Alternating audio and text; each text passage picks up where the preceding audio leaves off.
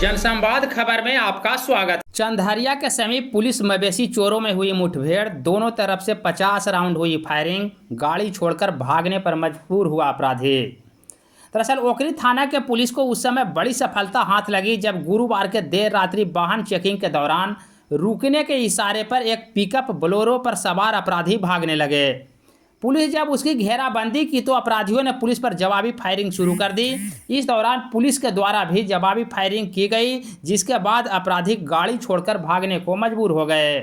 घटना के बाद पुलिस एक बोलेरो पिकअप वैन को जब्त कर थाना लाई है, जिसके आधार पर पुलिस आगे की कार्रवाई में जुटी है। इस संदर्भ में एसडीपीओ संजीव कुमार का क्या कुछ बताना है, आइए सुनते हैं। नरुआ वाले रास्ते में पुलिस चेकिंग कर रही थी संध्या में, तो एक पिकअप वाहन को रोकने का प्रयास पुलिस के द्वारा किया गया। तो पुलिस वैन को पिकअप भागने लगा, उसका पीछा किया गया पुलिस के द्वारा।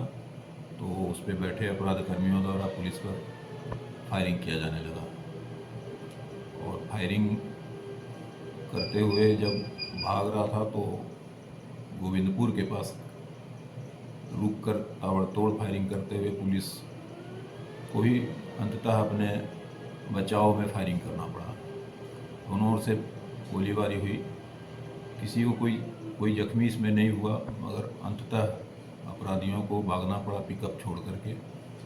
और इस संबंध में प्राथमिकी दर्ज की जा रही है और चिन्हित कर अपराधियों पर कार्रवाई की जाएगी।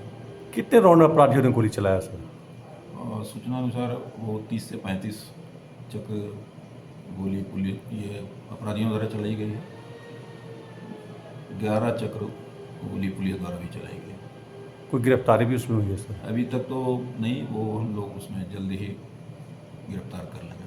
कौन सा गिरोह ऐसा कुछ प्रतीत हो रहा है? ये अभी तक तो जो लग रहा है वो उसके हिसाब से जानवर चोरों गिरोह है, जो नालंदा जिला के कराए परसुराज थाना क्षेत्र का जो गिरोह है वो ये लोग उसमें शामिल है।